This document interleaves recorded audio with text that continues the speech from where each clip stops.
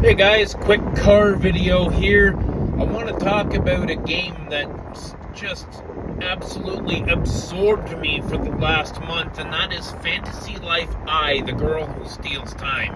Now, if you know anything about me and you've been watching my channel for a while, you know that Fantasy Life, the first one on the 3DS, is one of my favorite games of all time. And I've been having a hard time, excuse me, with the second game. Well, I guess it's actually the third game. There was a mobile game that I played a little bit of as well, but this second game is fundamentally different, and in some ways it's better than the original game, but in some ways it's not. They've taken the focus off of the story and characters and put it on the gameplay. So the gameplay is drastically improved. It's fantastic. There is so much stuff to do.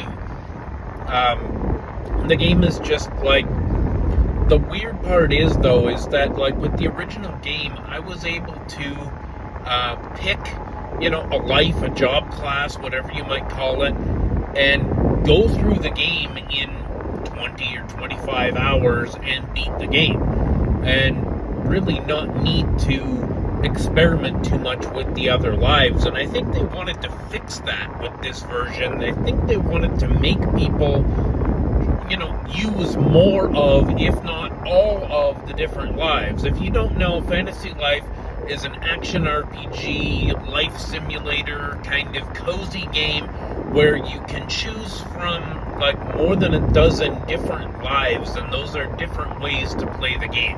In the original game, you could choose between 3 or 4 different combat lives, which you pretty much needed to have a combat life to do the things you needed to do in the game, because there was a lot of combat. But then there was other stuff that you could do, like mining and fishing and stuff like that, which were supplemental, and you could theoretically play the entire game as one of those more passive lives. But basically you would pick one and you would stick with it for a good chunk of the game until you got to a point where maybe you wanted to max out a different stat or something in order to help the other life, but in this new game, they have made it so that you really need to be maxing out like at least 7 or 8 of the lives all at once in order to really even progress in the game. And I don't know whether that's really a good thing. I found the game incredibly grindy, and don't get me wrong, like, I'm kind of enjoying the grind. Like, the game is really fantastic as far as the gameplay. It's fun. There's so much different variety to pull from, so many different things that you can be doing in different places that you can do them in. But the problem is, when I started playing this game, I played the first 10 hours following the main story, and I got to a point where all of a sudden there was this huge difficulty spike where I was like level 20, and I was supposed to do this combat challenge that's recommended level 50, and I tried to do it and see if I could just cheese my way through, and I was doing like 1 hit point damage to the enemies. Like, there was no way I could beat it.